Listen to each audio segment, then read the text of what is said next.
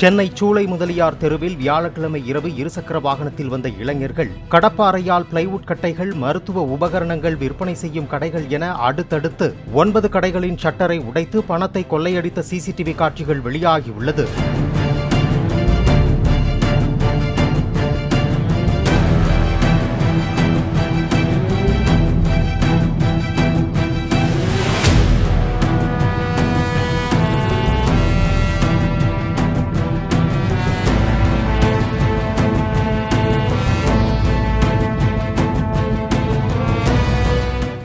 Play store மற்றும் app ஸ்டோரில் இருந்து பாலிமர் செயலியை QR கோடு மூலம் பதிவிறக்கம் செய்யுங்கள்.